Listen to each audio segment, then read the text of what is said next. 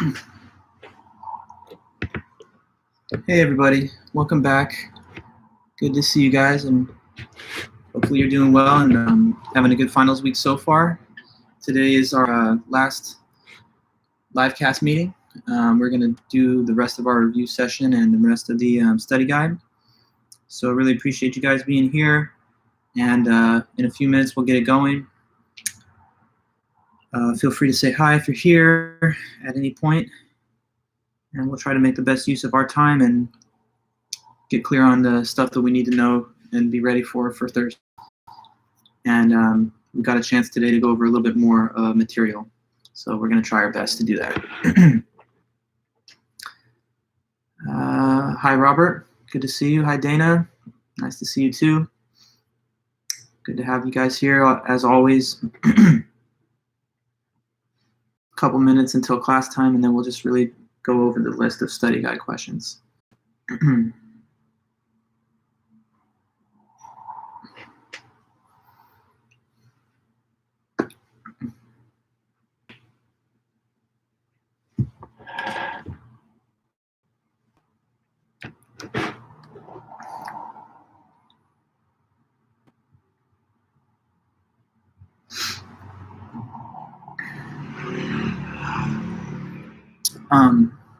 Here's a question that I keep getting ourselves set up.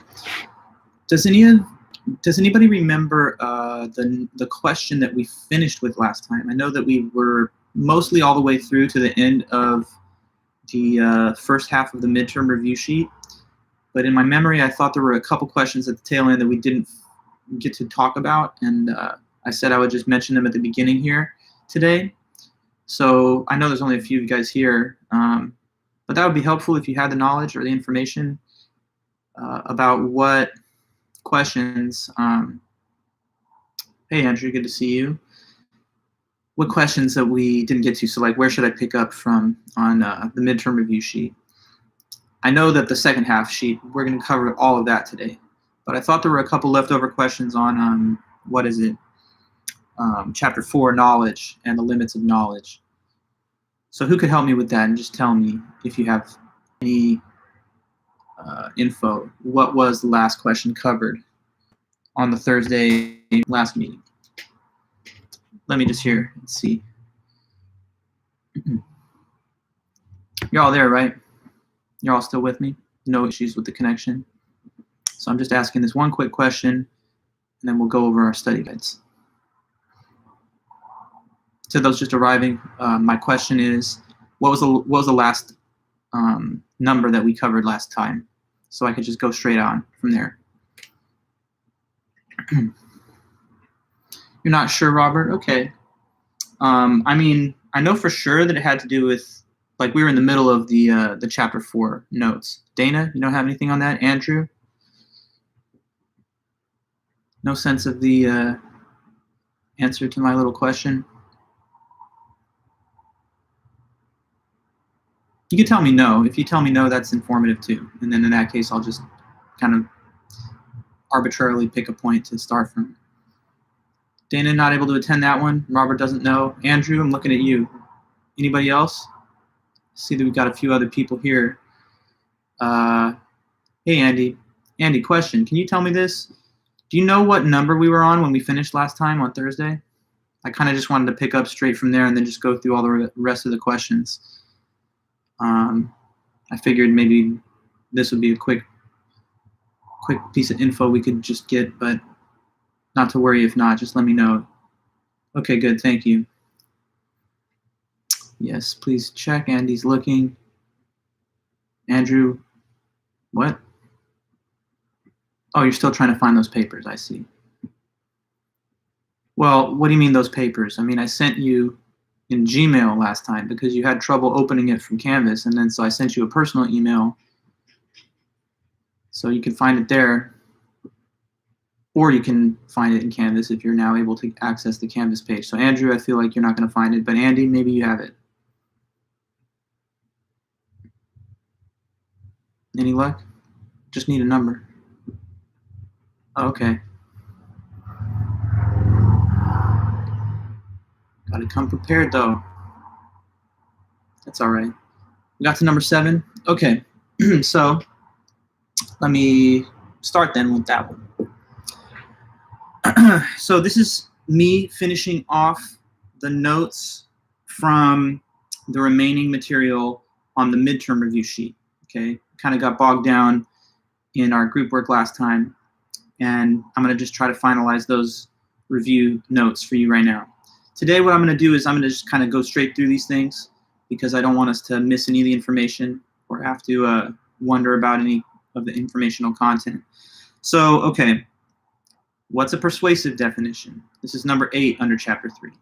A persuasive definition is a definition that attempts to persuade someone to agree with their opinion. So a lot of times they're biased and misleading. If somebody told you that, you know, what is meat, and then they said meat is murder, or if they told you capitalism is theft, or private property is theft, or taxation is theft, you know, those are loaded definitions. They're definitions that are trying to get you to feel some type of way about the thing. But that's a persuasive definition and not like a lexical definition. Okay, 5 criteria for evaluating a definition. Neither too broad nor too narrow. States all the essential attributes. Is not circular, so it doesn't mention the word itself in the definition. It avoids emotional language, and it also avoids overly technical and obscure language so that people know what you're talking about. Okay, 5 rhetorical devices. There's euphemism, which is trying to make something sound better, so replacing a negative or a neutral word with a positive one. So like calling, you know, an old house or an old car classic, instead of saying that somebody is house is small, it's cozy, you know, so those are euphemisms. And then there's dysphemism. That's the opposite, where you try to make something sound worse than it is by replacing a positive word with a negative one. So euphemism, trying to make it sound better than it is. Cramped becomes cozy. Dysphemism, trying to make something worse than it is. So cigarettes become cancer sticks. Inheritance tax becomes a death tax. Okay. There's also sarcasm, which is the use of ridicule, irony, or taunting to deflect critical thinking or to make fun of somebody. So like saying, oh, brilliant, after somebody does like the dumbest thing in their life.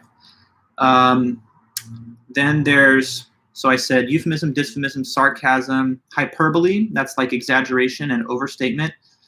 Like saying that, you know, I almost died because of how boring the class was. But obviously death is not being literally spoken of in that case. And then there's also deception, which can be positive or, sorry, active or passive deception. Active deception is straight up saying something that you know is false because you're trying to misinform. And passive deception is just withholding information from people. So like saying on a job application form that you worked somewhere where you never, including information about a place that you did work, would be passive deception. That's trying to conceal facts about your job employment history instead of providing false information, but they're both deceptive. Okay. So that's the stuff in the chapter on language. Now, knowledge. What's knowledge? Knowledge is a justified true belief. Okay, and so you'd want to say what those conditions are. For a belief to be true, it has to match the facts of reality. So if you believe right now that that the professor's wearing glasses, that's correct. It's true because it's not just what's being said, it's really what's happening.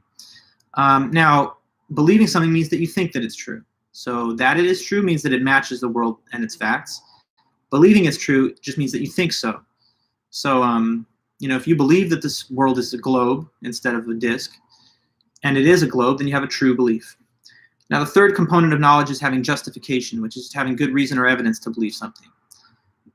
So in that case, whenever you got facts to back you up, to base your belief upon, you have justification. So you know when you have a justified true belief, a correct belief that's based on good evidence. What's rationalism? It's the view that most human knowledge comes from abstract ideas and pure reason, like math, geometry, things like that. Empiricism is the contrary, which says that most human knowledge comes from the 5 senses and observation. So that's based on observation and sight, taste, touch, hearing, and smell. What is evidence? Evidence is something that can prove or disprove a claim. What are some reliable sources of evidence? So, like if a person had to prove their innocence, or if a prosecutor had to try and prove somebody's guilt, they could use testimony from people. They could use direct experience, means that the person saw it themselves and doesn't have to rely on testimony. There's also memory, and there's inference. Okay, so those are major ways that we piece together facts to build evidence, to prove or disprove something. What is false memory? So false memory is what happens when a person thinks they can remember an event, but it didn't really happen, or it didn't happen the way they seem to remember it happening. So it's a case of having a defective memory that's getting the facts wrong. Okay, and that's actually a leading cause of mistaken conviction in law, false, misleading testimony, even when people are trying to be accurate. 4 qualities that can be used to assess the quality of an expert's testimony. So you might look at their education, how much do they have and where do they get it? You might look at their experience, where have they worked and for how long? You could look at the person's reputation, so how are they perceived by other, credibility to their statements. Okay, so education, experience, accomplishments, and reputation. Then, what's anecdotal evidence and what is hearsay? Anecdotal evidence is evidence that is based on personal stories, so based on one person's personal experience or story. The problem is that that's oftentimes not statistically reliable. So if like one person told you that, I've never been sick a day in my life and all I do in the morning is I eat like a clove of garlic, you might take that at face value and say that sounds like the way that I should be healthy. But if you examine, scientific studies, maybe that shows that there's no reliable connection between that. So it's just an anecdote. Next up, hearsay. Hearsay is evidence that you get, but it's passed through a lot of other people first. So it's when you receive testimony, but it's like second, third, or fourth hand testimony. So it's diluted the quality of the accuracy by the time it reaches you, like in the telephone game. Okay, the crap test. This is an acronym with 5 letters, and the 5 letters stand for something that you would use to evaluate a piece of info. C is for currency, meaning how recent is the information. R is for relevance, meaning does the information relate to the subject that you're trying to study. 2 letters A. One of them is for accuracy, meaning is the information factually correct. The second letter A is for authority, meaning who gave this information and what is their level of knowledge and expertise about it. And then P is for purpose, meaning why is this information given? Is it just to inform people, or is it to sell something, or is it to win a campaign, or is there some ideological agenda behind it? So you would think about purpose too when you encounter information. Okay. Different research resources, places you can go to find info when you're doing research. So you could go to the internet, like Googling it. You could go to your physical library if they're open. You could interview an expert. You could go to government documents that are in the public domain, or you could just simply check on the encyclopedia or dictionary if it's something very small, like a piece of terminology. Okay. Next up, War of the Worlds radio broadcast. In 1938, there was a radio entertainment broadcast that was supposed to be a narrative of a science fiction novel called War of the Worlds. But some people who tuned in a little later to the same broadcast didn't notice that it was actually just for fun, and they thought it was the news. So some people then got into a panic and even thought they could see dim, faint images of Martian flying saucers coming in. But of course, there was no such thing. And it just shows you again that social influences can distort or shape the way you perceive reality. Okay. Memorable events error. That's when you give more importance to something than it really deserves just because it stands out, just because it's memorable, right? So like a plane crash, you focus your mind on more than an auto crash, but it's way likelier to die or get hurt in a car accident than in a plane if you just looked at it as the number of total cases divided by the number of people who have traveled in that way. So sometimes we have more concern with something than we really should just because it's unusual. Okay. Misperception of random data. That's when we think we can see order or a pattern in something, but in fact it's just meaningless and random. Like thinking that you can see like a face in the clouds or something, or a man on the moon. Probability error. That is just making a miscalculation of the odds that something will happen, either assuming that it's likelier or less likely than it actually is to happen. And you can think of like gambler's fallacy as an example of that. Hi, Cynthia. Good to see you there too. So we're just going through all these notes. I'm almost done with the first midterm review sheet. Self-fulfilling prophecy. When you expect something to happen so much so that you end up causing it to happen somehow. So like if you expect to get fired, then maybe you're going to start slacking off at work, which leads to you getting fired. If you expect to do badly in a class, then maybe you don't focus on it, which leads to the poor result that you expected. So a lot of times in life, we even subconsciously rope ourselves into a negative outcome because we expect it to happen. And then when we act in a way that's consistent with the expectation, it produces the outcome, in a lot of cases, to our disadvantage. Yeah. One of us, one of them error. A social error. When people are divided between groups of us and them, and then lower levels of respect and concern are afforded to those placed in the other category, whether this is race, religion, socioeconomic class, political affiliation, nationality. People can be divided into those groups, and they are. And a lot of times that is then used as a basis for disrespectful treatment or whatever. Okay. The diffusion of responsibility. And who's Kitty Genovese? Diffusion of responsibility happens when there's a group, like a social setting of a group, but every member of the group thinks that someone else will do something that needs to happen, and therefore nobody really does it. So it's groupthink, where you feel like no one has personal responsibility to take an action, and so nothing gets done. The Kitty Genovese case is just an example of that, because basically she was being killed in her apartment in Manhattan, New York. A lot of people were bystanders that heard her, and because they thought someone else would intervene or call the police, nobody did anything, and that led to her death. So it's like a moral of the story. Don't just succumb to groupthink and take individual responsibility, even in the midst of groups. Finally, one more, Asch experiment and what it showed. So the Solomon-Asch experiment is the one involving lines of different lengths. And it was a social psychology experiment on the effect of conformity on a person's judgment. So what was done was they were given different lines, and one of them was a certain length, and then like they had 3 others that they would compare that one to. They asked the people which one matches the same length of the standard line. One of them was obviously the same length, just looking at it. The other 2 were obviously not, but everyone in the group except for one was told to give the wrong answer, the same wrong answer. And what was examined and studied was just the response of the 7th or the 6th subject that was not coached what answer to give. Would they give the wrong answer that the others gave, or would they give the right answer, which should be obvious enough? And most people did give the wrong answer, like 75%. So once again, it reminds us about the power of our social influences and conformity on the way we judge things. Okay, so that's covering everything then from the first part of the list. I told you it might take like a 15-minute period, and so it did. But now we're going to jump on to the second half and cover all the things that we can from the post-midterm, all right? So stick with me and keep following along if you can. At any point, feel free to jump in and ask any questions or give any comments that you would like. But the next stuff is all chapter 5, which is about fallacies. Okay, guys? So first of all, what's a fallacy? Fallacy is when an argument contains a logical error or flaw. So it's like an effective argument.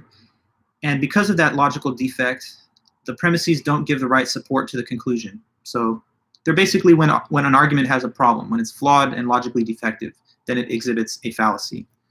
Okay, then what is a fallacy of ambiguity? So that's just one category of fallacies. Fallacies of ambiguity are the type of fallacies that involve ambiguous words, sloppy grammar, or a confusion between 2 similar concepts. Yeah, so that's what a fallacy of ambiguity is. And within that category, there's 5 items. The first is equivocation. So equivocation is a fallacy that happens when a key term in an argument is used multiple times, but with different meanings. And therefore, we can't really determine what the conclusion is. If we say that John's at the bank, and the bank is where you can deposit money, so John is at a place where you can deposit money, it seems right away to be a valid argument, but the word bank could have been used with different meanings. What if when we said John's at the bank, we meant that he's at the food bank helping to distribute food to homeless people. And afterwards, the second premise, which says you can deposit money at the bank, is referring to the other sort of financial bank. Then, of course, the conclusion doesn't follow because we equivocated on the key term there, bank. So you got to use words in a solid, standardized way throughout an argument. Otherwise, the argument breaks down and commits the fallacy of equivocation. Okay, so the next, amphibole. Amphibole is when there's a grammatical ambiguity. So because of that grammatical ambiguity, we don't know what the conclusion of the argument or the statement is. How about this? So, like, take a plural pronoun, the word they. We could say that John and Bill wanted to watch the basketball team, but they were too tired. Okay? Now, what's the ambiguity there?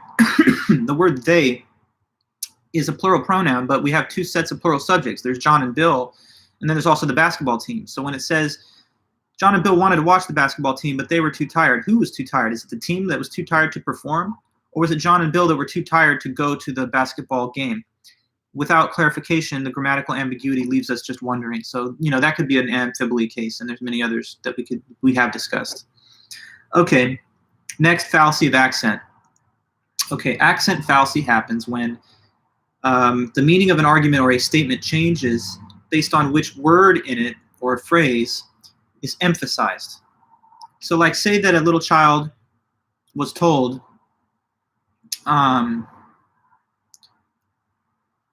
you know, don't walk across the street without me. The parent says that, you know, to provide for the safety.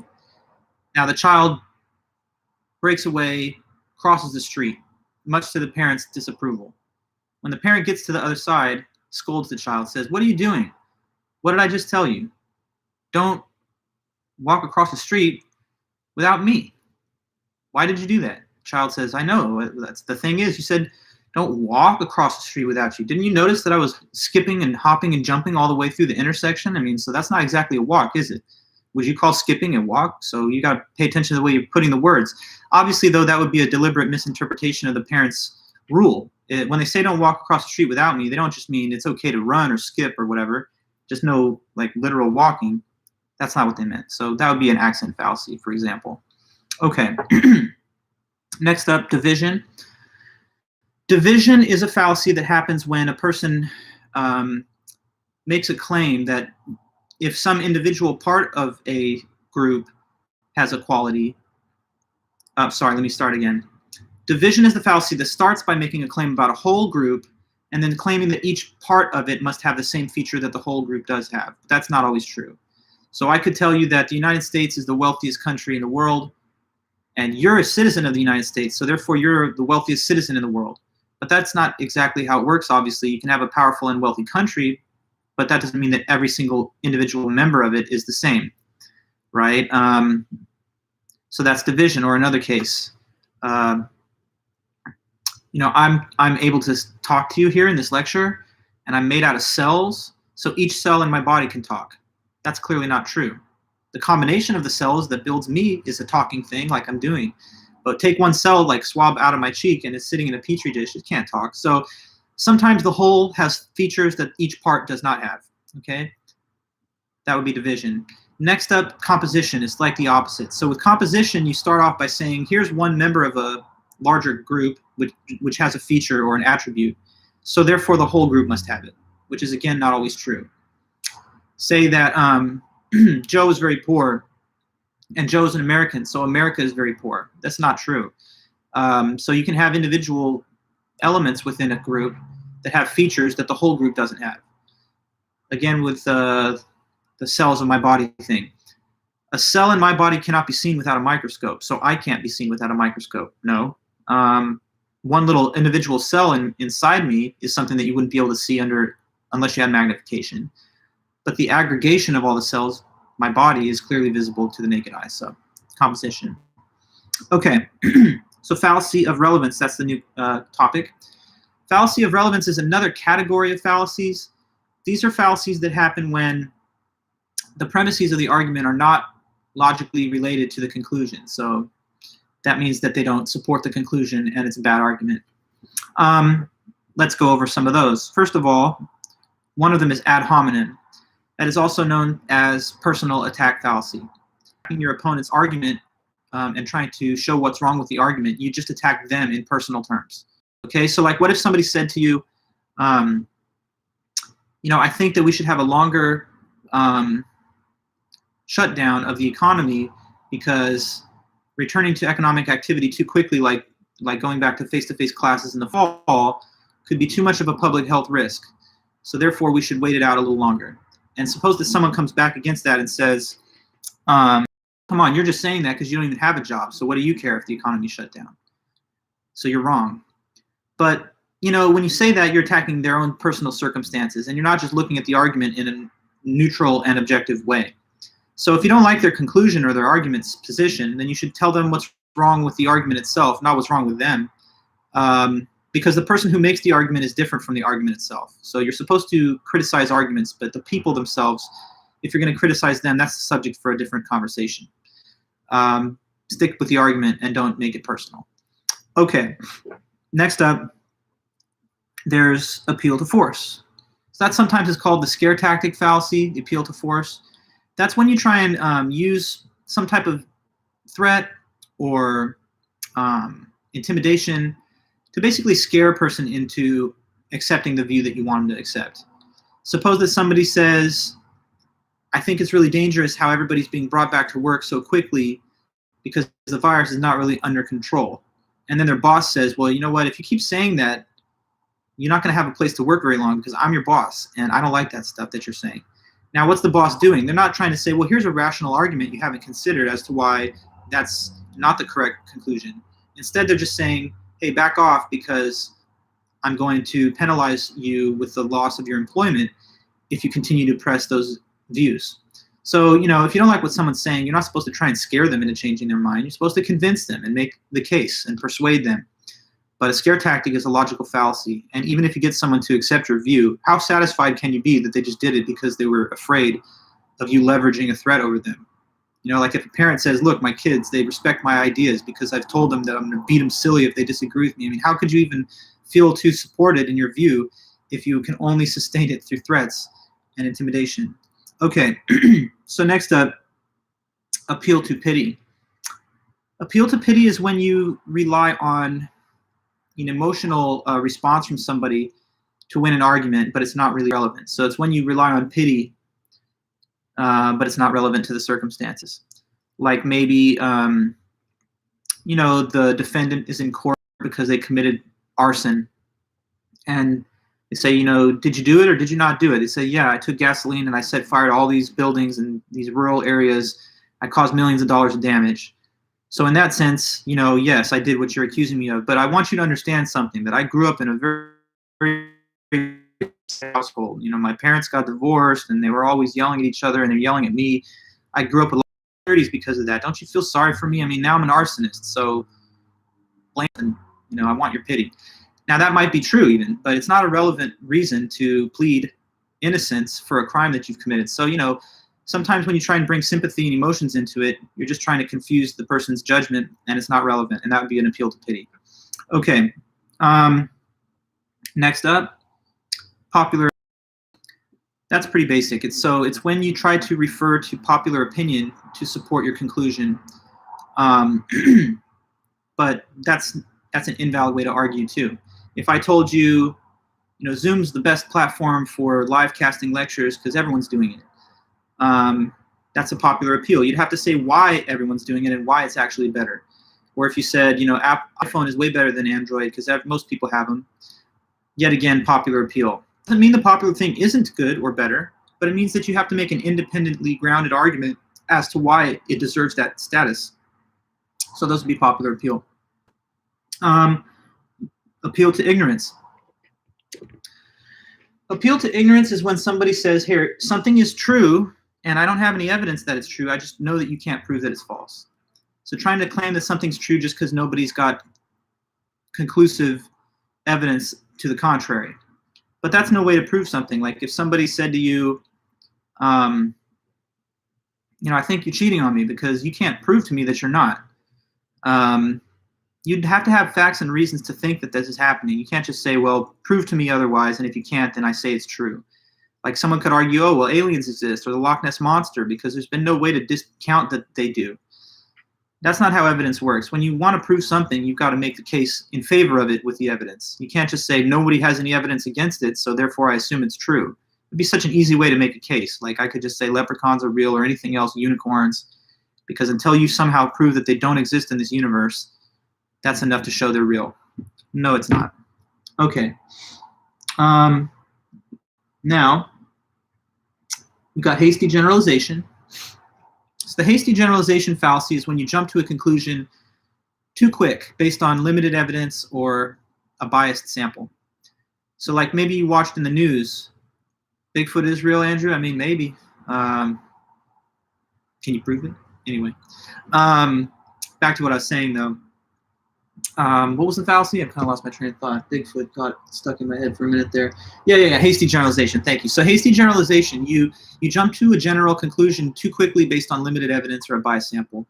Suppose, for example, that you read in the news or you saw on TV or in the internet, pit bull attacks toddler, toddler's dead. Tragic loss, of course. But now maybe you say, look, I read that story and I know now, pit bulls are they're killers, man. Those are deadly animals. But is that a little bit unfair, and is that a little hasty, just jumping to that conclusion based on one example? Perhaps it is. And so people do that a lot. They want to say something with a very generalized, broad sweep, like all these things are like that. But you need substantial evidence to make any general claim. So before somebody says, all men are pigs, or, women are superficial, or, pit bulls will kill you, or, these kind of sometimes stereotype views that people hold. They have to be instead a little more patient before they jump to that big conclusion. Okay, so next up, straw man. Straw man is when you have, let's see, an opponent who stated an argument, but instead of replying to their actual argument, you distort it and mischaracterize it so that it seems, really, really absurd or extreme. Like somebody says to you, maybe we should let maybe we should continue to have schools closed for face-to-face meetings, at least in the fall, because the spread of coronavirus is not fully well contained. And then somebody else says, so let me understand what you're saying. Never have school again, and just for like 10 years, just students are sitting at their bedrooms. This is going to destroy the educational system, and we're going to have a generation of people with no skills. So that's a crazy view. But the person didn't really say that. They said something much more moderate in terms of time and restriction. So that would be a straw man attack against what they've really said. So don't take your opponent's argument and blow it out of proportion or oversimplify it. That would be a straw man. Somebody says, we shouldn't necessarily build a border wall. And then someone says, so what, open borders completely, just no rules? People could just walk over and do whatever they want? That's not the same thing as saying you don't want a wall. It doesn't mean you don't want to have any restrictions or controls. So attacking them that way would be a straw man as well. Okay, well, sorry guys, 1 second. I'll be right back with you. I just need to quickly click to another window and send this one thing off.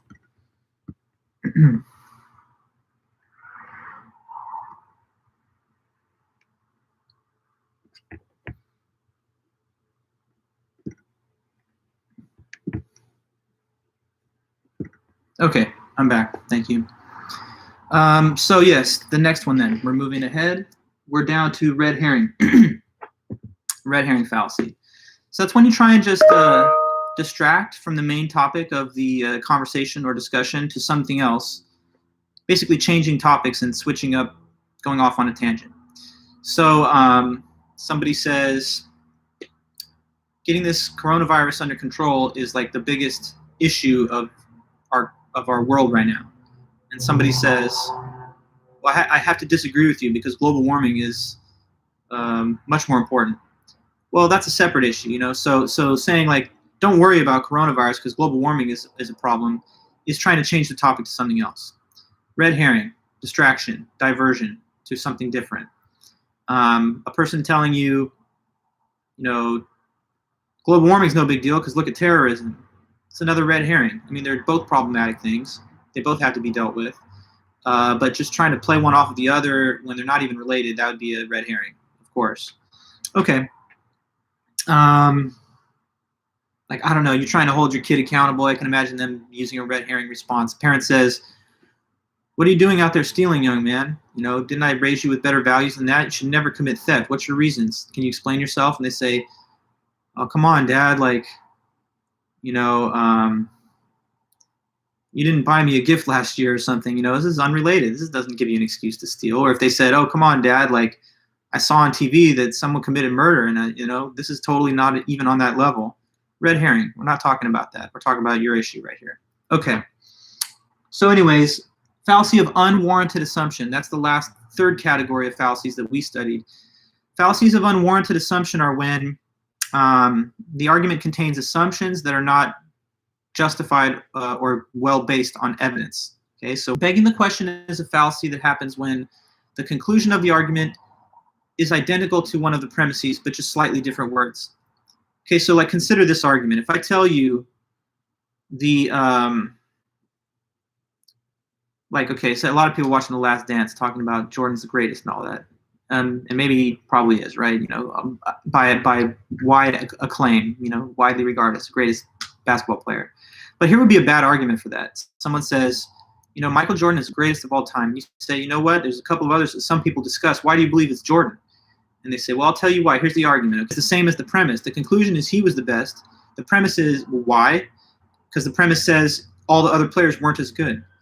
But that's just the same exact statement, switching up the subject from all the other players to Jordan and vice versa. So if you wanted to say he was the best player, you could make a good argument. You could say, 6 championships, 2 three-peats, highest scoring average in NBA history, and on and on and on. 5 MVPs or whatever it was at 6, I can't remember. Defensive player of the year, a lot of statistical arguments you can make. But if you just say he's the best because, look, no one else was anywhere near as good, that's a circular argument. That's begging the question. Okay? Somebody says abortion's wrong because it's just not right when you terminate a pregnancy. That's the same kind of fallacy. So that's when you try to justify a claim by referring to some so-called authority, but the problem is that person's not knowledgeable or authoritative on the subject matter. Like if you said, the other day I was getting my car fixed and I talked to the auto mechanic and he told me that if I just take Tylenol, then there's nothing for me to worry about with the coronavirus. So I'm following his advice and that sounds true. This is a problem because this person's not a doctor, and if they have any expertise, it's in a whole separate area like automotive matters. So, get your expertise from the right people. If you cite someone that's not in a field and you use their opinion as evidence for something, then this is the wrong kind of expertise to rely on. It's inappropriate appeal to authority. Okay. Loaded question. Loaded question is when you ask basically a presumptuous question, a question that assumes things about something or someone that you don't actually know yet. So if I ask you, I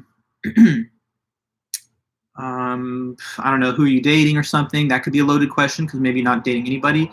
Suppose I ask somebody, maybe, I don't know how some of you guys' case it might not apply if you weren't eligible to vote in the last election, but someone who is of a certain age, I ask them, who'd you vote for last time? That could be a loaded question because maybe they didn't vote at all. And my question assumes that they did, and it's just a question of which one. Okay, so anyway, when you make when you ask questions to people, simply double check and make sure that you're not assuming anything there that you don't already know about them. Otherwise, that could be a loaded question. The question, what's wrong, even, might be one, if there's nothing wrong. Okay. So next, false dilemma. False dilemma is when there's a complex issue or situation and it's oversimplified down to just 2 opposite choices, when in fact there are more than choices. So when the responses to a complex problem or issue are oversimplified to just 2. Like if a person said to you, are you way out on the far right or the far left? That could be a false dilemma because it ignores the possibility of all the moderation in the middle. What if somebody says, look, there's only 2 ways that this can go. You can either want to open the economy completely right now, or you might want to shut it down for another 3 years. Which camp are you in? That could be a false dilemma because you could argue again that there are a lot of people who are somewhat intermediate between those 2 very opposite stances. Okay, false dilemma, making it seem like there's only 2 choices or possibilities, but there's more. Questionable cause. This is when somebody assumes without very good evidence that one thing is the cause of another. And a lot of times the assumption is made just because the one thing happened first. So if I told you that, I dropped a mirror and it broke, and then like later on, just a couple days later, I got into an accident, I broke my ankle or something, then if I was very superstitious, I might say, I can connect those two things. Breaking a mirror is bad luck, and then a bad luck thing happened to me, so that must be the cause. That would be questionable at the least to assume that's really the cause, because the two things are separately happening in space and time, and there's no physical connection between the two things. So we need better evidence to establish that something's the cause of something else, not just because it came first. Okay, then there is a slippery slope. So the slippery slope fallacy is when a person says that if one type of action is allowed or is taken, then that is going to put us on a slope where eventually all actions like that are going to be taken. And usually it's like a prediction of some kind of catastrophic negative results that's overstated. Like someone might have said, and people did say actually, that if we allow for same-sex couples to get married, then that opens the door towards other less traditional forms of marriage. And soon it won't just be same-sex couples, but it'll be relatives, it'll be pets, it'll be teen. None of those other very odd possibilities have happened. And so you can see that as a slippery slope, perhaps. Sometimes people think the gateway drug argument is like that. If you take a sip of this, glass of wine or whatever, it may be a small step today, but over time it's putting you on a steady path towards total addiction and being a dropout from school, from work, from your relationships. So don't take the sip. But it might be a slippery slope argument there too. Don't develop artificial intelligence, because it's going to lead to machines that take over the planet or something. Okay. Then last of the fallacies, naturalistic fallacy. The naturalistic fallacy is when one person assumes that anything which is natural must be good, and anything which is unnatural must be bad. So what? Like vaccines, they're man-made, so they must not be good. But getting the illness, that's given to us by nature. So there must be something good and hardy and having fortitude about just taking the illness. This is incorrect, right? A lot of things that come from nature are bad for us. Plagues, hurricanes, earthquakes, right? Poison ivy. Then there are some things that are man-made that are good for us, right? Like heart transplants and surgery and radiotherapy, chemotherapy, vaccines, global communication systems, computing technology like we're using here. So it's a little bit overly simple to think if it's coming from nature, it's good, and if it's not, it's bad. On a more philosophical note, this is something that's not really you have to think about for the test, but I always question this myself. What do we mean when we say nature, though, right? Like, look at, say, the honeybee. The bees working together, they create honeycombs and honey. You don't look at the honey and you say, this is not natural, because it's like that's the natural product of the life form, right? But we're human beings, and we don't build honeycombs, but we do build highways, roads, buildings, technologies. And so isn't that just like the material culture that's the outcome of this natural form of life that we are? So this nature man-made distinction, it's just odd to me. I mean, a man or a woman, a human, is a naturally occurring thing. And so everything we make is just like the byproduct of the intelligence that we have. So I don't know, is this air conditioner behind me not natural because it was constructed by humans, or is it something that's natural as much as like beavers making dams or honeybees making honeycomb? Anyway, so I digress. But back to the list. So we covered all the chapter 5 stuff. There's a few questions only from chapter 10 and 11 which has to do with the media. One is, what is media literacy? That's just being able to analyze and evaluate the influence of the media on you, right? So knowing how it affects you and knowing how to judge the claims that are made in the media. So understanding and being able to evaluate the influence of the media. Then, what is product placement? Product placement is when an advertiser places the product in the programming itself instead of, for example, during intermissions and breaks. So like if you're watching a TV show and one of the characters itself. Okay, so then 3 main purposes of ads. One is just to create product awareness. Like, what is the product? Reminding you that it exists. Just seeing like the logo of Nike or something, the swoosh. Another function or purpose of ads is to inform the consumer about the product or the service. So that would be not just a swoosh like Nike exists, but rather, oh, like here's the type of foam in this new Nike sneaker that makes it, bouncier for you when you run, and they give you facts and information about why it's a good thing for you to want. And then the third function would be to stimulate demand. That would be maybe making it seem cool or popular or in style. So those three different functions of ads can kind of combine and mix, and they do in many different advertising materials that we've all seen and that we all interact with all the time. Okay, so now we're on to chapter 12. These are questions about science that we've recently discussed in the meetings. So first of all, the scientific assumption of unity. One major assumption of science is that the universe overall is a unified system. And that means that there should be one set of physical laws that could explain everything that happens in the whole universe.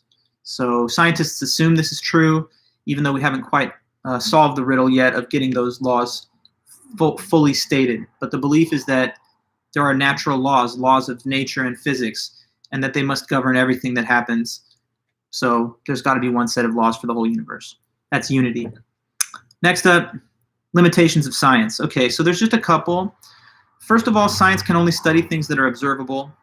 So if there are things in this world that are not observable somehow, then they would be forever outside of scientific knowledge. So if there are, like, I don't know, ghosts or paranormal things or supernatural things, then they would never be capable of scientific investigation because they couldn't be weighed, measured, or observed through the physical five senses. So one limitation is it can only study the things that are observable. Another limitation is that it assumes that the external world exists and it's not just a projection from your mind, which of course is something we all take for granted, and I think we have to assume is true. But I suppose that it can't be absolutely proven based on the perceptual evidence that you have. So science just helps itself to the assumption that the external world is actually real. And then the belief that the natural laws never change and they stay stable forever. I guess we don't really know that for 100% fact because we haven't seen forever. We've only seen the past all the way up till the present, the universal in time and space, okay? All right, so then, scientific method. Well, there's 5 steps, but overall the scientific method is starting by observing the world. Okay, good, Hilario, good to see you there. I'm always happy to know that you guys are in the room, and anybody else feel free to chime in or just say hi if you want. But what I was talking about there is the scientific method. Yeah, so it starts with the observation. You look into the world, you see something that's not currently understood, right? So you identify a problem through observation to be explained. Then you try and create an explanation for why. That's called a hypothesis. You're trying to explain the reason why the phenomena happen. And then you test the hypothesis with some experiment to see if it's actually correct or not. Okay, so scientific method, observe a phenomena, try to explain why it happened, then test the explanation. Okay, so now how is the 3-stage model of critical thinking somehow similar to the scientific method? Okay, so the 3-stage model of critical thinking goes from experience to interpretation to analysis. Experience is just where you explain what happened. Well, you don't explain, but you just say what happened without yet trying to explain why or how. After that, there's the interpretation where you go back and say, well, here's why I think it happened. You try and give the explanation of why. Now, those 2 steps are somehow similar to the science method when you start with observing a problem, something that's just out there that you want to know about why it happens. The second step of creating a hypothesis is kind of like giving an interpretation to the experience. Now you're trying to explain why the observed phenomena happened.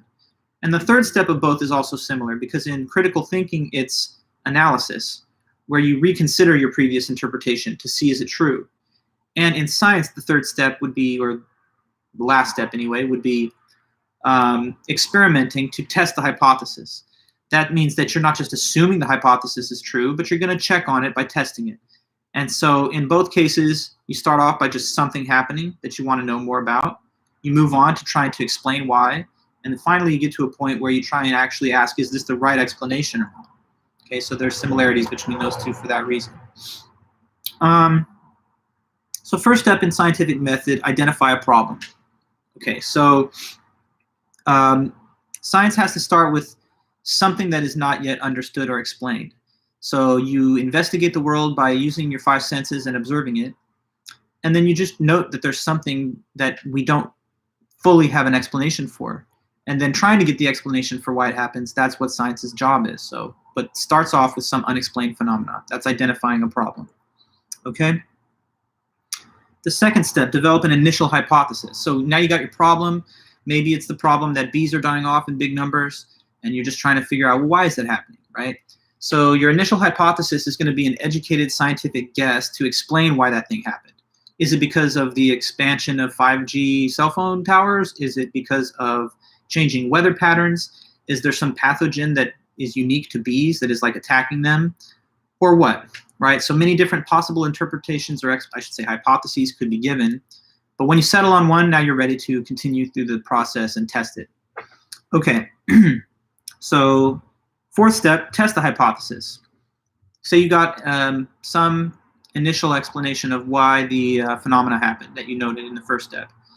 Now you got to put that explanation to the test. So you engineer a controlled experiment, either in a real world or a laboratory situation, which will be able to give a confirmation or disconfirmation to the hypothesis. So you got to test that hypothesis, check on it by means of an experiment. And if the experiment confirms it, that's great. And if it doesn't, then you got to try a new hypothesis. So that leads to the next question, the fifth step. Describe evaluating the hypothesis based on the testing or experimental results. So when you have conducted an experiment to test a hypothesis, there could be one of two outcomes. It's possible that it will be confirmed by the test. So that's a successful hypothesis then, and that means that you should publish the findings, and other scientists will try to replicate those findings in other research labs. On the other hand, maybe the hypothesis was not confirmed by the experiment. So like if you thought 5G radiation was killing off bees, and you did an experiment to test this proposition, then if the control group exposed to the radiation died off in the predicted numbers, you'd say, I think my hypothesis looks like it's checking out true. But if it had no effect on them, then that's not confirming that your explanation is correct. So in case of disconfirmation, you must go back to the hypothesis stage, develop a new one, and then run through the steps again until hopefully you get to a hypothesis which is confirmed by the results of the experiment. Okay. Next up, relevance to the problem under study. Explain that criteria when evaluating a hypothesis.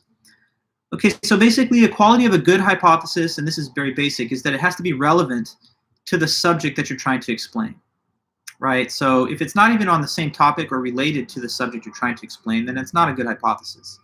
If you're trying to explain a physical fact in the physical sciences with a hypothesis that has to do with the social sciences, that would be totally irrelevant. Like if I said that we have more hurricanes because people are not spanking their kids as much, that would make no sense because that's a social fact and the other is a physical fact about weather patterns. So that would be out of court immediately since it's not relevant. Okay, next up, predictive power. Explain the criteria of predictive power when evaluating a hypothesis. So another quality of a good scientific theory is that it has predictive power, which means that it can be used to make accurate predictions of other events in the future. So like, for example, the science of weather, which is called meteorology, it predicts the weather forecast for a given day or week or whatever. And generally speaking, with some exceptions, those predictions are accurate. So the accuracy of the weather forecast is evidence that that's good science. If it was not so good, then it would probably not be able to so correctly report on what will happen. You know, like Einstein's theory of relativity predicted with greater precision than Newton's laws the occurrence of certain phenomena when we have got such detailed knowledge of the motions of the planets and other objects in space that we can tell you the exact day and time that the next eclipse will happen. Okay, so predictive power adds to the credibility of a scientific theory. Next up, of the 15th century who basically discovered heliocentrism, which means that the sun is at the center of the solar system. Before him, the belief that prevailed was called geocentrism, which is that the Earth's at the center of everything. But he was able to prove through newly invented telescopes and observations that that's not right. And that was a huge event because it challenged and defied the authority of the church. It was believed by the church that God, creating man in his own image, would never have wanted us to be in just some random non-central position. So they really held fast to the idea of geocentrism, even as it was becoming contradicted by physical evidence. But Copernicus and Galileo proved that it's not at the middle, that the sun is, and that was a revolutionary moment in science in the West. Okay, materialism in science. Materialism in science just refers to the belief that everything's made out of matter, and that even includes consciousness and the mind. So everything's made out of physical stuff, made out of atoms, and there's nothing that is not physical according to that perspective. Even you and me and our thoughts and feelings inside, they're all just made out of atomic properties. So there's no souls or spirits, there's just flesh and blood and brains, and consciousness resides in the brain because it's a physical process playing out of brain waves. Okay, next up, what is science? Well, science is reasoning from observable facts to testable explanations for those facts. So in science, we just observe the world, we note the facts that have happened, and then we try to explain why they happen in such a way that you could even test the explanation. So again, science is reasoning from observable facts to testable explanations for those facts. The successful outcome of scientific process is to get an explanation for why something happened. Okay, so then, science and religion. The question is asking what are different perspectives, attitudes that people can have about the connection of the two. So some people say that if science and religion disagree on something, that science should be given priority. And other people say the opposite, that when they disagree about something, religion should be given priority. So I don't know, a classic debate in the two fields is, what's the origins of mankind? Did we evolve, or were we created in the image of God? Creationism versus evolution. If you believe that science should be preferred when there's disagreements, then you'd say, I'd go with evolution there. If you say religion should be preferred when there are disagreements, then you'd say, no, creationism is true. A third possibility is that they are dealing with different topics. So there's actually no room for them to disagree because they don't intrude on each other. They are subject to different cause and effect, and religion is about the spiritual life and morality. A fourth view is that they're compatible, meaning that they don't even disagree. They seem on the surface to disagree, but if you interpret them the right way, they say the same thing. So somebody might say evolution versus creation, which one is true? If you held this fourth type of view, you might say, well, you know what, inconsistent. Because what maybe God wanted to do with creation of us in his image is set up a process which would allow us to evolve in that image over a long span of time. So you might try to reconcile the loose ends and say that there's only the appearance of disagreement and it's not actually substantial disagreement. Okay, then, scientific theory and scientific hypothesis. So first of all, a hypothesis, I think I mentioned, that's an educated scientific guess to explain an observed phenomena or problem. Okay, so it's an attempt to, reasonably judge why something happened. And a theory is just a very well confirmed and well proven hypothesis. So every theory starts off as a hypothesis, and then after it's been proven and duplicated and replicated so many times, it attains the status of theory, which means that it's regarded as being true, and it's been very, very well proven. Now, technically, there's always a little room for people to say that a theory could still be invalidated in the future. But saying that a theory exists means that it's got a lot of experimental backing and confirmation. So a very well proven, well tested hypothesis is a theory. Okay. Then, so explain the step in the scientific method of gathering additional information to refine a hypothesis. That's the third step mentioned in the book. So basically, after you developed an explanation of some phenomenon, sometimes you might need to narrow that explanation down or just modify it or tweak it a little bit after you start to collect a little bit of data on the issue.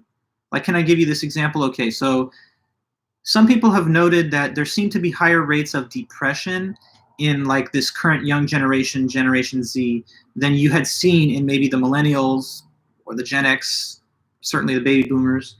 Now, what could be the explanation? That's the problem identified. What could be the explanation for it?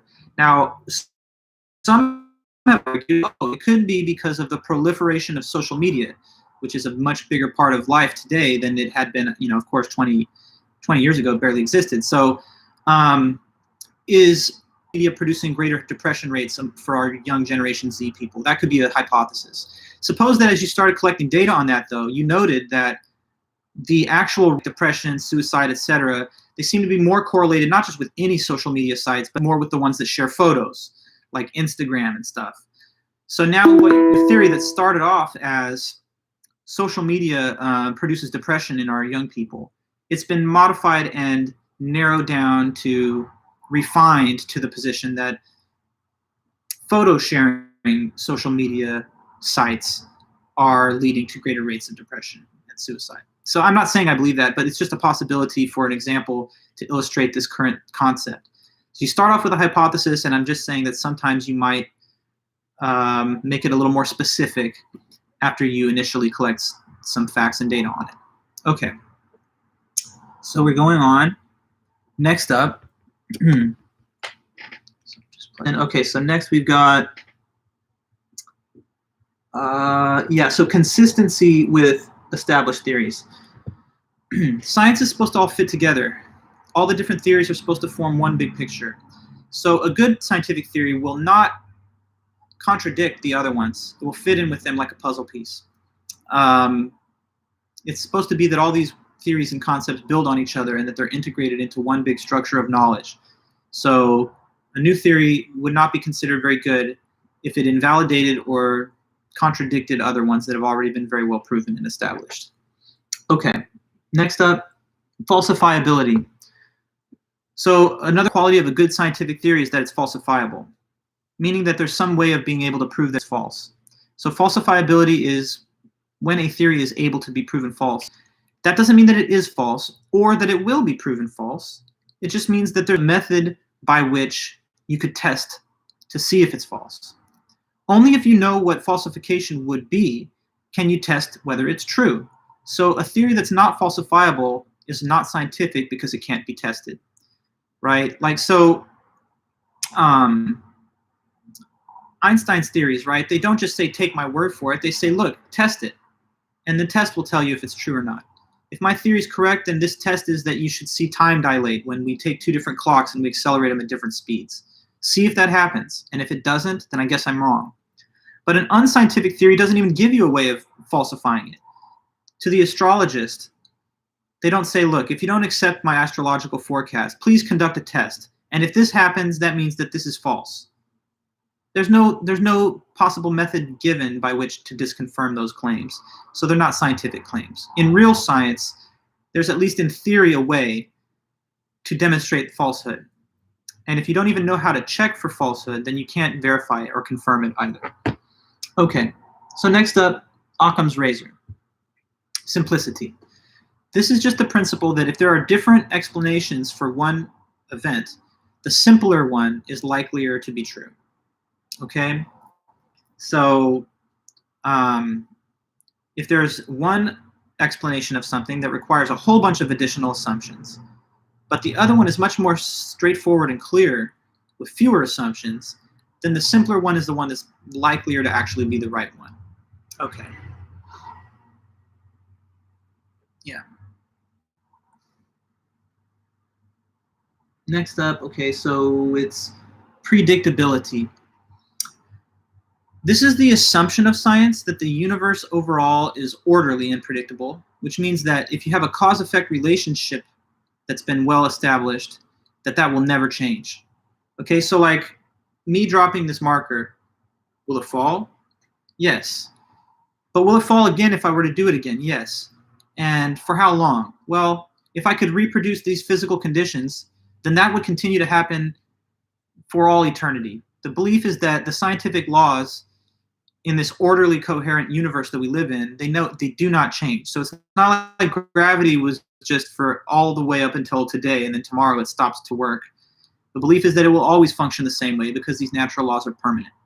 Okay, so cause-effect relationships don't change because the universe is orderly and it's predictable. Next is objectivity. Objectivity is the idea that we really can understand this universe and world as it really is, and that we can get to that truth with no bias. So it's the belief that we can actually understand the objective facts about reality and get there with no bias. So we're not just talking about our feelings and thoughts, but we're really talking about the facts, how they actually are outside of us, with no bias there. That's the belief of science and the practice of science. Okay, so just a few more under science. Pseudoscience. Fake science, something that wants to look like science to get respectability, but it's not really the real thing. So they say a body of explanations that masquerades as science in an attempt to gain legitimacy. Think of like astrology or numerology or psychic readings, palm reading. These are things that claim, oh, there's a science to this, and there's a precise methodology to this. But notice that they don't say, and here are experimental proofs that this stuff is real. And by the way, here are ways to check to see if it's real, and you can see whether falsification occurs. So those are all pseudoscientific fields, and let's not be gullible enough to indulge in those. And then Sir Francis Bacon, he thought that, well, no, not what he thought. He created the scientific method. So he's a British philosopher of the 16th and 17th century who established the steps of the scientific method that we've gone over. So he's got his place in history for that. And then empiricism, just as it was already on the first half of the list, it's also here. It's the belief that most human knowledge comes from the five senses and observation. That's a view that is held in science, and so it's mentioned in chapter 12 as well as earlier when we just talked about the concept of knowledge.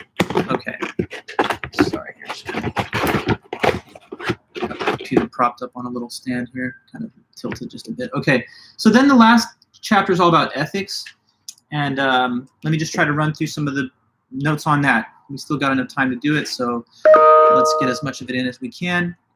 Ethics. Sorry. Thank you. So what is ethics? Ethics is the study of morality and moral concepts. So it includes reflection on and discussion of things like right and wrong, good and bad, moral and immoral, how a person should or should not act. Okay, so that's the concept of ethics. Moral reasoning. Moral reasoning is when you are the moral judge. So you make a decision individually about what's right or wrong, or about what you should or shouldn't do. So when you look at something that happened in the world and you said, damn, that was wrong, that was messed up, you're being a moral judge. You're engaged in moral reasoning. Or if you look at something and say, I mean, that was really righteous and good, then you're also judging in the positive sense. Or when you look at your own conduct and you say, I shouldn't do that, or that's something I should do morally, that's moral judgment and moral reasoning too. Okay, different types of moral action. The big three are morally impermissible, morally permissible, and morally obligatory. So impermissible means that it's wrong and you should not, it's not okay to do. Killing, lying, stealing, rape, you know, a whole bunch of morally impermissible things. On the opposite side, there's morally permissible, which means that it is okay to do and it's not wrong. So watching a live cast, taking a walk, permissible. Then there's morally obligatory, which means that not just you may do it, but you must do it. And it would be wrong not to. Like, I don't know, if you ate the food and now it comes to pay the bill, your moral obligation is to pay. It's not just that you may, but you must. And keeping a promise or a vow. When you undertake the vow or promise, you commit yourself to it and you obligate yourself to it, at least morally, if not legally. Okay, so there's those three concepts, and there's some examples there. Moral values. That's beneficial to other people who are treated that way. It's also beneficial to you on the inside for having those kind of virtues. And it's considered a good thing even when it doesn't always work out to your favor. And non-moral values. Those are values that are more goal-oriented and are generally like a means to an end. And the goal that you're seeking is your own personal happiness. So think of fame, popularity, wealth, or prestige. Okay. We then talked about the helper's high. This is one of the moral sentiments. It's a a positive feeling that one receives when they do something good for other people or when they're helpful to others. So it's kind of like this natural built-in mechanism that rewards us for benevolent behavior towards other people or helpful behavior towards others. The conscience, that's like an innate source of knowledge about what's right and wrong. So it's kind of built into us, but it's something that can be nurtured or not nurtured in our early lives and in our development. So we should try to pay attention to our conscience. It's trying to get us to do the right thing or to not do the wrong thing. Moral tragedy.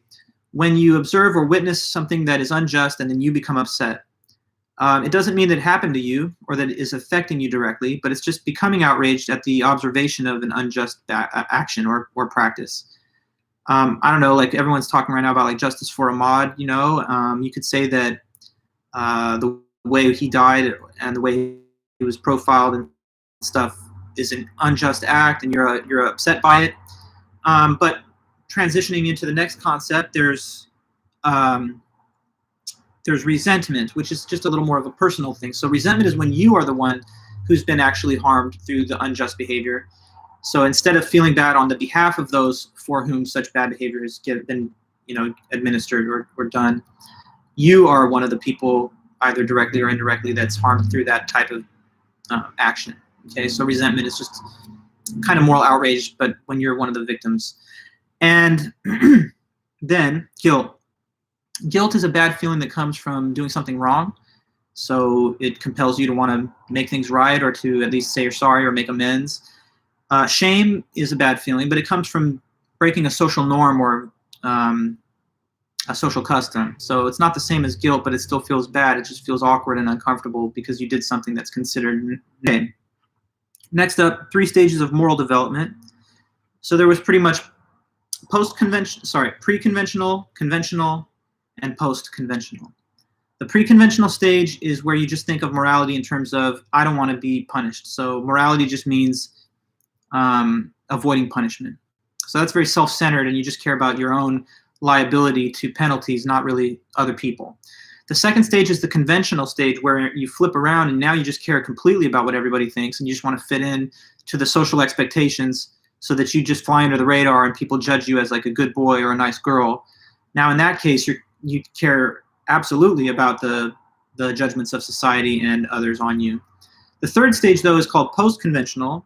That's when you start to think that there are actually universal moral principles that even transcend society, and that you can apply them using your own judgment, and that sometimes your moral judgments using those principles will differ from the widespread views of your society. So like, that's where like a person could have been an abolitionist during the time of slavery, or could have argued for women's suffrage when women couldn't vote. So at that point, there's an equilibrium between the weight that you give to the society's views and the weight that you give to your own. Okay, so pre-conventional, conventional, and post-conventional. Moral relativism. That's the view that morality is not universal and objective, and it's subjective somehow, that it depends. Morality is not a one-size-fits-all universal concept, but it differs and changes depending on either the individual or the society. And that takes us into the next couple, which is what is ethical, one more. Moral universalism. That's the contrary of relativism. According to universalist thinking, morality is objective and it is universal. So there's only one moral code, and it's always the same, and it doesn't change, but somehow it transcends people, places, and time. So it's always the same and it's universal. Now, there are 2 types of moral relativism. There's ethical subjectivism and cultural relativism. So first of all, ethical subjectivism is pretty extreme in a way, because it says not only is there no universal morality, but morality is just down to personal opinion. So if the serial killer or the rapist thinks what they're doing is fine and you don't, there's no answer about who's correct. There's just 2 different opinions here on the issue. Now, some people agree with that because they think there can't be moral facts, but there's problems too, because if you really believe that, then you can't make a strong moral criticism of anybody's behavior. All you can say is, my opinion is different. That sounds pretty weak when you're trying to criticize people for doing things like genocide and rape and, all those horrifying actions. So a criticism of ethical subjectivism is that it's not allowing us to say anything's really wrong, and that might be contrary to common sense. Cultural relativism is the view that morality depends not on the individual, but the society. That might be a little better, but there's also some problems, right? So like, if a person wants to, I don't know, like marry a child, is this wrong or is it not wrong? Well, in some societies, it's okay, and in others, it's not. But you might feel like that's actually wrong everywhere, and the societies that are doing it are just backwards or something. But you couldn't really say that if you're a cultural relativist, because there's no universal facts about morality apart from the cultural standard. Now, and that could be like polygamy too, you know, if there are parts of the world where that's normal and others, they would just say, well, there's different cultural standards and no objective moral facts. But obviously some things seem to us to be absolutely wrong no matter what, like child sacrifice, or you might argue marrying a child, whatever. Okay, next up, explain a criticism of moral relativism. I think I just kind of did, right? The criticism is that it deprives you of the ability to make very powerful, strong moral claims. You have to instead couch the claim in relativistic talk, like, well, to me or to my culture, that's wrong. And oftentimes that doesn't seem like it's powerful enough. Like you want to say something along the lines of it's absolutely wrong universally and for everybody. Okay. Consequentialism. Now here's my thought. I'm going to say this clearly. Question 18, question 22, and question 26. Those are three things that I wanted to talk to you guys about more, but I've decided I think that I didn't give enough discussion, even though it is something in the book. So those I will strike off the list. So feel free to, if you can, cross off 18, 22, and 26. Okay, so that means that I'm skipping 18, and we're going to 19. Utilitarianism is a universalist moral theory given by John Stuart Mill and Jeremy Bentham. And what it just says is the right action is whichever action creates the most happiness for the greatest number of people. So it says when you're doing things in life, try to do the things that will produce the most overall happiness, and that's what's right. Now, who are the founders of utilitarianism? I mostly talk to you guys about John Stuart Mill. He's a British philosopher and economist who lived from 1806 to 1873. Oftentimes, people also mention the name Jeremy Bentham, who lived slightly before him and is also from England. But I was talking about Mill and Bentham on that question, okay? And you'll find information on them in the book too. Kant, Immanuel Kant, he's a German philosopher of the 18th century who lived from 1724 to 1804, and he's the creator of the Kantian ethical system that has taken his name. Okay, the categorical imperative of Kant. That's Kant's big moral principle, which basically says that it's only morally okay to do things that everybody could do. So he says, only act in a way that could be done universally. So like if you don't want to pay for the subway but still ride for free, that wouldn't work if everybody did the same thing because somebody has to fund it, right? So that's not okay because it wouldn't work if everyone did it. On the other hand, if you paid for your fare, that would work if everybody did for it because then it would just operate as normal. So Kant's categorical imperative just says when you're doing things and you want to be moral, check on whether it could be done by everybody or not. If it could not be, if it could not sustainably be done by everyone, or if it would not even be desirable, do it either. If you tell a lie about repaying a loan, imagine if everybody did that. Then in that case, no one would lend anymore, and your loan wouldn't even be given to you. So the categorical imperative says only act on maxims that could be willed to be a universal law. So only act on principles that could be universal for everybody. Okay, now last few things. Liberty rights are rights to pursue your legitimate interests without interference by others. So it's not the right to be given anything, but it's the right to basically be left alone as you do certain things that you should be free to do. So think of the constitutionally protected rights of speech, assembly, religion, bearing arms. Those would be liberty rights because what it means is the government and other people cannot interfere with the expression of your speech or with the possession of your firearm or with your practice of your religion. On the other hand, though, there are welfare rights. Those are rights to be provided certain essential goods if you're not able to provide them on your own. My internet skipping a lot, Andrew? Is that true? Well, the whole thing's on tape. And if you play the tape back, you're going to get the whole thing. So if there's some connection problem on your side, maybe that's the case. Can anybody else tell me? Do we have in and out spotty service? I'll be looking in the live chat to see any answer to that question. But since we're at the very last question, I'm going to continue getting the last few out since there's only 5 minutes left. But do let me know, anybody else. Is it only Andrew seeing that problem right now? Or are there general outages? Let me know. Okay, I was trying to say welfare rights. Those are the rights to be provided certain. Okay, good, Andy. Andrew, what's your computer?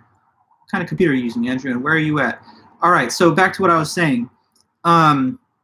Welfare rights, the right to be provided certain essential goods if you're not able to provide them for yourself.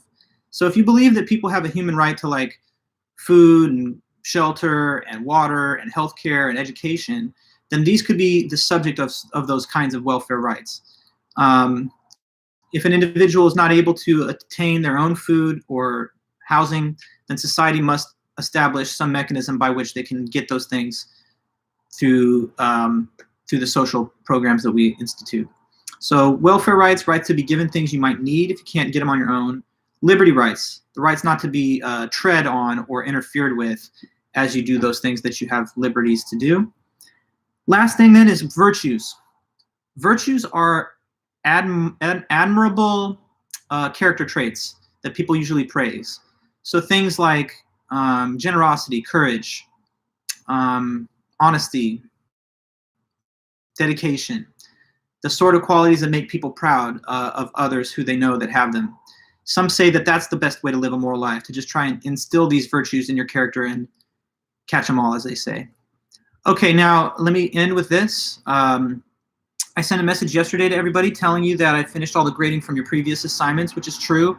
I graded your fourth homework and everything that came before it. So I just invited you to send me email if you would like any request for any grades or your overall course grade heading into the final.